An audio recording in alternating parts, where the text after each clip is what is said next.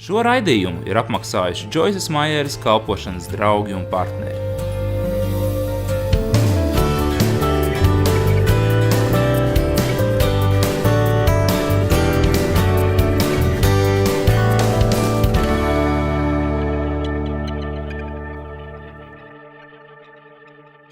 Tad nu tā, šodien mēs runāsim par to, kā izkopt laimes ieradumu.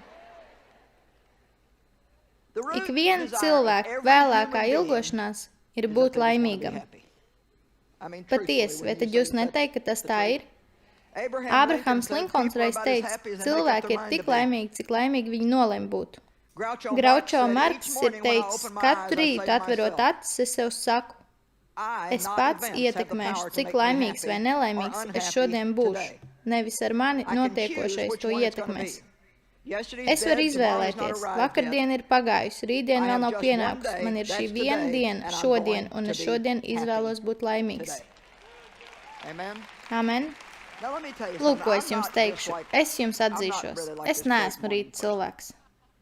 Deivs gan ir rīta cilvēks. Es viņam šorīt jautāju, vai arī tev reizēm ir tā, ka tu pamosties un nevēlies nevienu runāt? Redziet, pēdējos 47 gadus ik rītu, ar dažiem izņēmumiem viņš piecējas un saka, ak, cik skaists rīts, ak, cik jauka diena. Es vienkārši neesmu rīta cilvēks. Un ja jūs nepamosties šādi no rīta,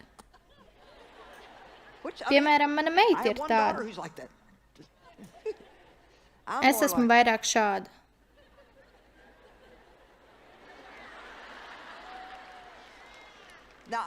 Ja esam godīgi un atklāti, tad šādiem cilvēkiem ir nedaudz lielāka nosliedz sākt domāt par tādām lietām, par kurām labāk nemaz nevajadzētu domāt.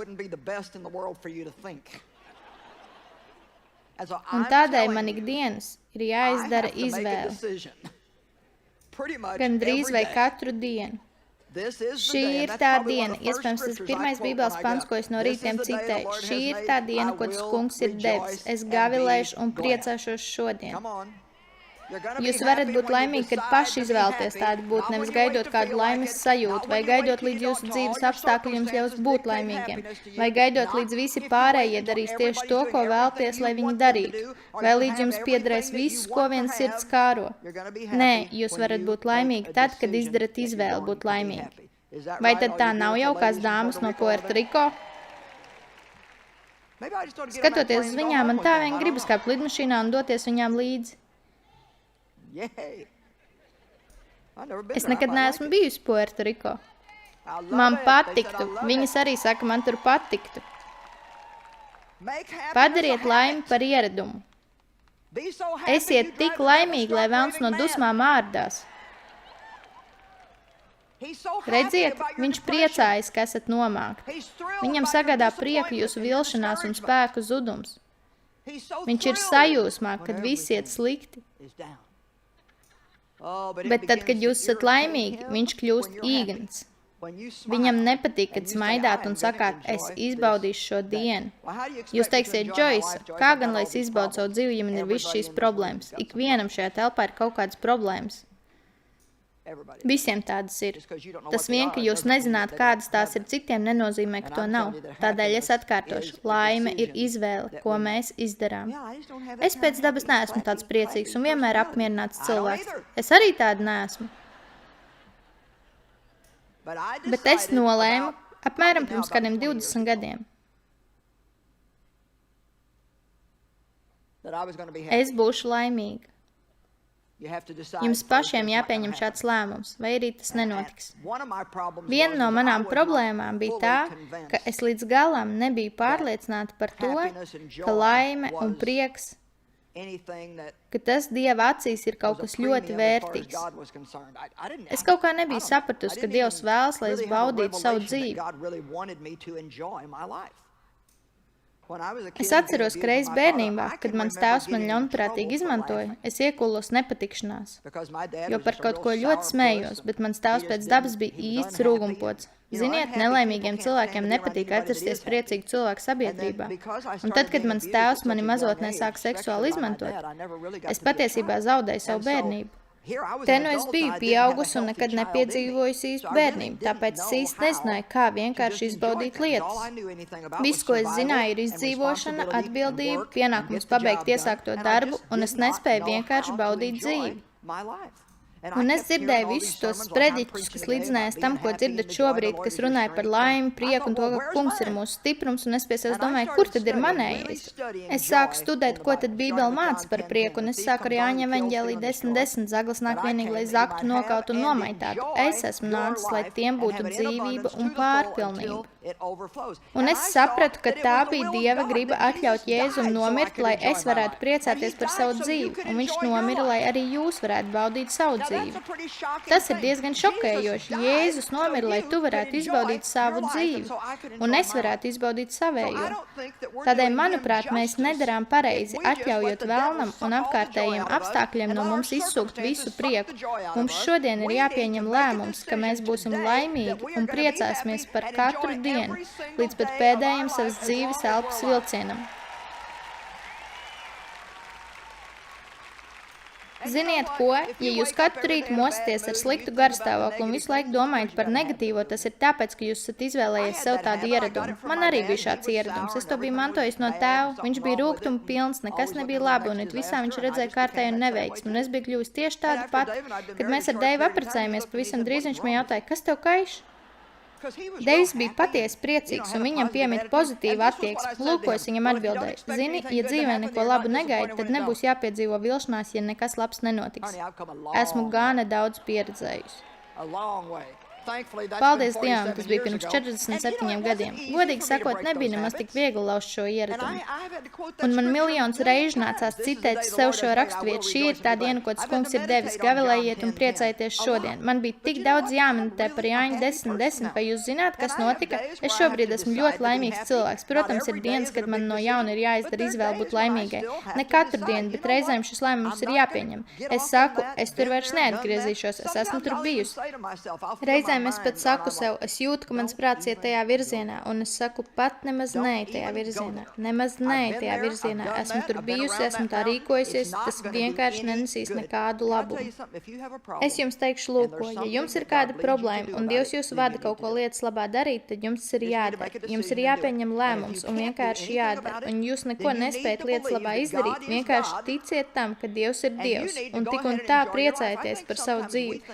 Man liekas, ka mēs reizēm domājam, ka tik ilgi, kamēr mēs neesam atrisinājuši savas problēmas, mēs nedrīkstam priecāties. Bībelē neko tādu nevar atrast. Bībelē nekur nav teikts, ka ir nepareizi priecāties par savu dzīvi. Starp citu, kāpēc gan nesākt priecāties kā vēl nekad tādējādi parādot Dievam, ka jūs viņam uzticaties un ka viņš savu darbu darīs? Nav nekas nepareizi baudīt savu dzīvi arī tad, kad piedzīvojam problēmas. Ja jūs kaut ko varat lietas labā darīt, dariet to, bet ja nevarat, tad nav nekādas jēgas ļaut apstākļiem postīt jūsu dzīvi. Pat ja jūs vēl neesat garīgi nobrieduši, jūs tik un tā varat priecāties, atrodoties savā nepilnīgajā stāvoklī. Es atkārtošu, pat ja jūs vēl neesat garīgi nobrieduši, jūs tik un tā varat priecāties, atrodoties savā nepilnīgajā stāvoklī. Es teicu, jūs varat priecāties savā nepilnīgajā stāvoklī. Jūs varat priecāties savā nepilnīgajā stāvoklī. Iemācieties par sevi pasmieties un pārstājiet visu laiku uztraukties par visu slikto, kas ar jums notiek. Lūdziet, lai Dievs jūs maina. Bībelē ir teikts, lūdziet, un jūs dabūsiet, lai jūsu prieks būtu pilnīgs. Kad mēs savas raizes uzticam Dievam, mēs varam iegūt prieku. Dievs, es vēlos mainīties. Lūdzu, izmaini mani. Bez tevis es to nespēju, un kamēr tu pie manis strādā, es sevi neienīdīšu. Es uz sevi nedusmošos visu dienu par to, ka vakar kļūdījos. Šī ir tā diena, ko tu man esi devis, un es būšu priecīga un līgsma.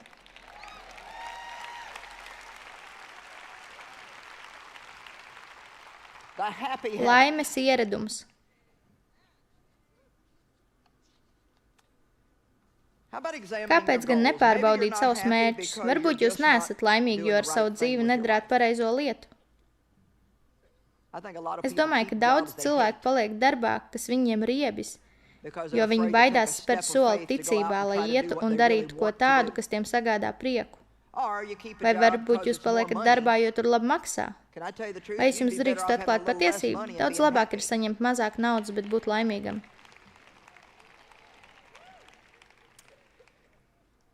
Mēs ar Deivu pirms dažām nedēļām devāmies uz mūsu pilsētas centra draudzi, ko mēdzam dēvēt par St. Louis sapņu centru.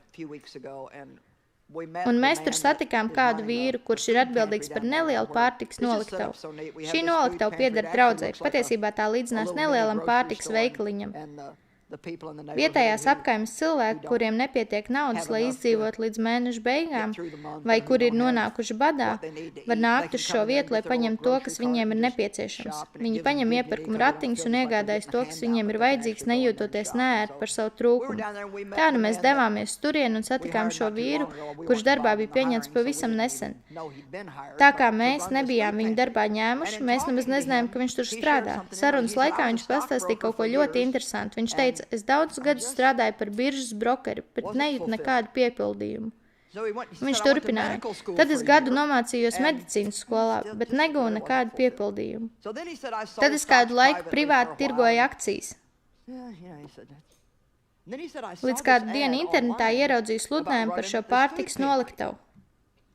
Es nekad agrāk neko tādu neesmu darījis, bet bija tāda sajūta, ka tas man varētu patikt. Un tā viņš atnāca un pieteicās uz vakans un dabūja darbu. Viņš nobeidza, es nekad savā dzīvē neesmu jūties laimīgāks. Tad, nu lūk, šis vīrs bija mācījies medicīnu, bija strādājis par brokeri un nebija laimīgs, lai gan droši vien saņēma vairāk naudas. Tagad viņš strādā pilsētas centrā, vienā no pilsētas bēdīgākajiem rajoniem. Esot atbildīgs par pārtikas banku, visu dienu kontaktējoties ar nabadzīgiem un trūcīgiem cilvēkiem, bet tagad viņš jūtas piepildītāks kā jebkad agrāk.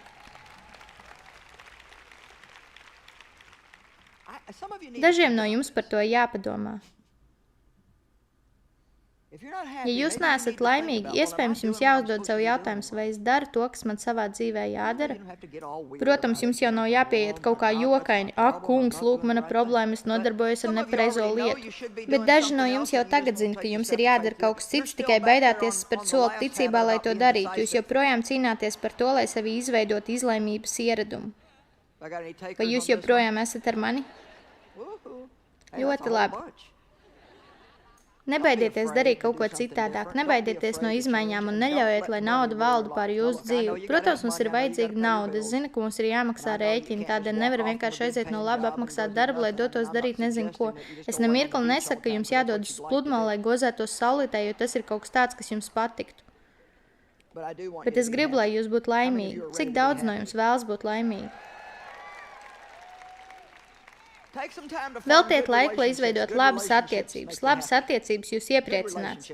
Labas attiecības ar Dievu, labas attiecības ar sevi un labas attiecības ar citiem cilvēkiem. Jūs nevarat būt labākais draugs daudziem cilvēkiem, bet jums ir nepieciešami daži patiešām labi draugi un daudz paziņas. Mīliet visus, bet esiet reālisti attiecībā uz to, ka visiem laika nepietiks, lai izveidot dziļas un tuvas attiecības. Es gribu, lai jūs uzņemtos atbildību par savu prieku. Es jums izlasīšu kādu stāstu.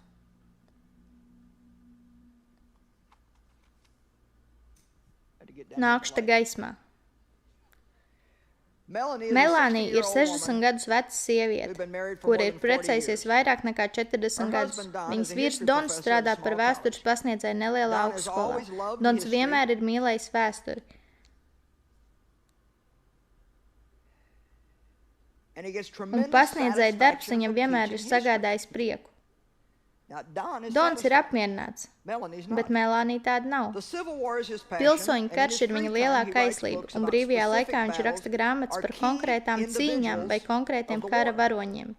Kādu dienu Melānija savai draudzenei atklāja, ka jau gadiem jūtas nelaimīgi, jo Dons nenopelna pietiekami daudz, lai viņi varētu doties atvaļinājumos vai iegādāties jaukas un skaistas mēbeles, kuras viņa tā kāroja. Parasti, kad Melānija par kaut ko sūdzējās, vairums viņas draugu bija atbalstoši, un viņai teica, jā, tu esi pelnījis kaut ko labāku. Bet ziniet, kā ir? Tā nav īsta mīlestība, ja viss, ko daram, ir viņam piekrītam un žēlojam šo cilvēku.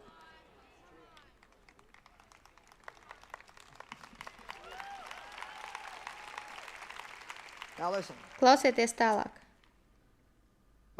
Melānijas draudzene šoreiz teica, Dons nav atbildīgs par tavu laimi, Melānija. Donam patīk viņa darbs. Viņu neinteresē kļūt bagātam. Viņam ir 60 gadi. Pati izdara secinājumus. Dons neko negrib mainīt. Ja tu vēlies būt laimīga, tad pati izdomā, kā to panākt, jo tava laime nav Dona pienākums. 6 gadus vēlāk Melānija rakstīja savai draudzenei: Paldies, ka parādīji, ko nozīmē mīlestība. Iespējams, visus šos 6 gadus draudzene domāja, ka ar šīm attiecībām nu ir cauri, jo Melānija droši vien ir dusmīga. Bet te pēkšņi ziņa: Es esmu tik pateicīga, ka tu man parādīji mīlestību. Es sāku uzņemties atbildību par savu laimi. Mana laulība nekad nav bijusi laimīgāka. Vēl vairāk, es atklāju, ka man padodas rakstīt lugas, un esmu uzrakstījis jau vairākas, kuras tiek spēlētas vietējās pilsētas teātrī. Redziet, kas notiek, ja gaidāt, lai kāds cits jūs padarītu laimīgu?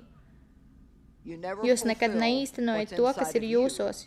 Jo Dievs jūsos ir ielicis kaut ko, kas jūs padarīs laimīgus tikai tad, kad paši uzņemsieties atbildību par savu laimi. Un man ilgu laiku tas pavisam nesanāca. Es domāju, ja vien Dievs darītu šā vai tā, un Dievs uz mani runāja vēl tad, kad man nebija šādas grāmatas, kur to izlasīt. Dievs nav atbildīgs par tavu laimi, un Dievs bija patiesi priecīgs, kad es šo pienākumu novēlu no viņa pleciem. Klausieties manī, neviens cits nav atbildīgs par jūsu prieku. Jums ir jāpieņem lēmums būt priecīgiem. Cik daudziem no jums sevī ir jāattīst laimes ieradums? Ļoti labi, slavu Dievam. Cik ieradumu mums vēl jāaplūko? Jums jāsmējas vairāk un jādomā mazāk. Smiekli ir kā zibenīgs atvaļinājums. Amen. Pēdējā lieta, par ko es ar jums šodien gribu runāt, ir ticības ieradums. Jūs teiksiet, ticības ieradums? Es jums kaut ko pateikšu. Ticiet. Vienkārši pieņemat lēmumu, ka jūs ticēsiet Dievam. Ticēsiet viņa vārdam. Ticēsiet tam, ka viņš jūs mīl. Ticēsiet tam, ka viņš par jums rūpējas. Ticēsiet tam, ka viņš jūsu dvēselē dara brīnumainas lietas. Bībelē vēstulē Ebrejiem 4. nodaļā ir teikts: Mēs, kas ticam, ieejam tajā mierā. Bībele runā par daudzām lietām, pēc kurām mums nav jātiecas, bet tā ļoti skaidri māca, ka mums jātiecas ieiet Dievu mierā. Tas nozīmē, ka ikvienā situācijā, kurā es nonāku, vislabākais veids, kā iegūt brīvību no nemiera, raizēm, bailēm, spriedzes, stresa vai kā tam līdzīgi, ir caur ticību. Man tas bija jāiemācās pat tad, kad es jau sludināju. Reizēm, kad sludinu, es pamanu, ka kāds klausītājs dīdās, skatās savā pulksnī, žāvājas, 1 vai 2 cilvēki piecējas un aiziet, un pēkšņi es pie sevis domāju, ak, nē, svētra un laikam ir tik briesmīgi, viņiem nepatīk man sludināšana, un es sāku justies nomākt. Bet Dievs man mācīja, ja tu esot kancelē nesaglabās savu pārliecību, tu šos apulcus uzdāvinās velnam. Tev jābūt pārliecinātai, un tu nevari gaidīt, kad jutīsies pārliecināti. Tev ir jābūt pārliecinātai. Sestdienas rītā mēs nedaudz vairāk parunāsim par pārliecības ieradumiem. Bībelē vēstulē Romiešiem 1:17 ir teikts: Dieva vārdā, labajā vēstī, tiek atklāts taisnums, kas mūs ved no ticības uz ticību un ticību. Lūdzu, uzlieciet Romiešiem 1:17, lai visi to var redzēt uz ekrāna. Jo tajā evaņģēlijā Dieva taisnība atklājas. Jo evaņģēlijā tiek atklāts taisnums, kas nāk no ticības un ved pie ticības. Tas atklājas caur ticību, kas savukārt rada vēl vairāk ticības. Man tas patīk. Bībele runā par taisnumu, par pareizām attiecībām ar Dievu. Ja jums nav pareizas attiecības ar Dievu, jums nevarēs būt šāda pārliecība, jo jums liksies, ka viss šajā dzīvē ir atkarīgs no jums, bet tā nav. Viss ir atkarīgs no Dieva žēlstības, kas jums tiek dota un tiek saņemta ticībā. Ja esat grēkojuši, jums nekas nav jādara, lai samaksātu par šo grēku. Viss, kas jums jādara, jāsaka, es ticu, ka Dievs man piedos, ja es to lūgšu. Es pieņemu šo piedošanu. Man nav nekādas pazudināšanas, jo Bībelē ir teikts, ka vairs nav nekādas pazudināšanas. Dievs joprojām mani mīl, es joprojām esmu attaisnot Dievu priekšā. Un tas jums ļaus būt pārliecinātiem par to, ka viss jūsu dzīvē būs labi. Iespējams, jūs teiksiet, kas notiktu, ja es ticētu, ja es kaut kam ticu, bet tas nenotiek. Turpiniet ticēt. Vienkārši turpiniet ticēt. Sakiet, es nepārstāšu ticēt. Varbūt es to neiegūšu tā, kā es to vēlos, varbūt es to neiegūšu tā, kā es to biju iztēlojusies, bet es tik un tā turpināšu ticēt. Man nav jātic kaut kam, man jātic personai. Tur ir liela atšķirība. Mēs vienmēr saņemam to, kam mēs ticam. Vai zinat, ka ir ticība, kas ir daudz lielāka par ticību tam, ka kaut ko iegūsiet? Šī ticība ir ticība personai, un tā mums pieder arī tad, ja neiegūstam to, uz ko ceram. Draugi, mums jāsaprot, ka Dievs ir gudrāks par mums, un viņš zina labāk, kas mums ir vajadzīgs. Pateicieties Dievam, ka viņš mums nedod to, ko mēs vēlamies. Viņš mums liks gaidīt tik ilgi, līdz būsim guvuši gudrību saņemt to, kas mums ir pats labākais. Kad jūs uzticaties Dievam, klausieties, jūs varat viņam lūgt par dažādām lietām. Daudzas manas lūgšanas tiek atbildētas uzreiz, bet dažas nē. Dažas lietas, pēc kurām esmu lūgusi, es tā arī nesaņemu, bet tās saņem citi cilvēki. Man vienkārši ir jāuzticas Dievam. Ja tas man būtu bijis nepieciešams, tu man to būtu devis. Neskatieties uz citiem cilvēkiem ar skaudību, neskatieties uz citiem cilvēkiem ar greizsirdību. Tā vietā sakiet, Dievs mani mīl, es esmu taisns Dievu priekšā. Dievu vārds man šo taisnumu ir atklājis. Dievs nekad no manis nenovērsīsies, jo es taču esmu viņa mīļais bērns. Viņš mani visu laiku patur savu acu priekšā un sniedz palīdzību īstajā brīdī. Viņš man dāvā savas svētības dāvanas. Iespējams, jums ir grūti saprast, ko Dievs šobrīd dara. Arī man ir bijis daudz lietas, kuras es nesapratu, bet tagad, atskatoties savu dzīvi, es tās saprotu. Diemžēl mēs dzīvojam ar skatienu uz priekšu, bet atskārstam to tikai skatoties atpakaļ. Kad mēs pēc kaut kā tiecamies, mēs domājam, kas te notiek, es nesaprotu. Tas taču ir bezjēdzīgi, tas ir tik grūti. Bet pēc kāda laika jūs sakāt, paskat tik. Ja es to nebūtu piedzīvojis, es tagad nebūtu tas cilvēks, kas šodien esmu. Ja es tam nebūtu izgājis cauri, man nebūtu to zināšanu, kas man tagad ir. Lūk, kas mums ir jādara. Mums ir jādzīvo ar skatu nākotnē. Un mums ir jādomā, es ticu. Es ticu. Es ticu. Nav nozīmes tam, kā es jūtos. Es vienkārši ticu. Nav nozīmes tam, kāds izstās. Es vienkārši ticu. Es ticu tam, ka Dievs par mani rūpējas. Es ticu, ka esmu Dieva bērns, tāpēc dzīvošu no ticības uz ticību, no ticības ticību, tas kļūst par manu ieradumu. Ticība kļūst par manu ieradumu. Vai zināt, kas notiek, kad jums piemīt ticības ieradums? Baiļu ieradumam vairs nav varas. Uztraukuma ieradumam vairs nav varas, rūpju ieradumam vairs nav varas, stresa ieradumam vairs nav varas. Vai jūs zināt, kāpēc? Tāpēc, ka jūs esat iegājuši Dievu mierā. Un godīgi sakot, jūs neuztraucaties par to, ko Dievs dara vai kad viņš to dara, jo jūs zināt, ka viņa izvēlētais laiks ir nevainojams un it viss, ko viņš dara, ir pilnīgi labs. Slava Dievam! No ticības uz ticību, no ticības ticību, no ticības ticību. Es aicinu visus piecelties kājās. Par ko mēs šajās dienās esam runājuši? Mēs runājam par domām un vārdiem, par ieradumiem, par izlēmības ieradumu. Es negribu, lai jūs to aizmirstat. Dzīsimies pēc veselīgiem ieradumiem. Cik daudz no jums ir gatavi izdarīt apņemšanos vairāk rūpēties par sevi? Ziniet, ka tas kaut ko maksās. Pirms mēs dodamies projām, es par jums lūkšu, jo ir svarīgi, ka mēs sākam sev veselīgā veidā novērtēt, lai sāktu par sevi rūpēties. Lūdzu, meitiņ. Laimes ieradums.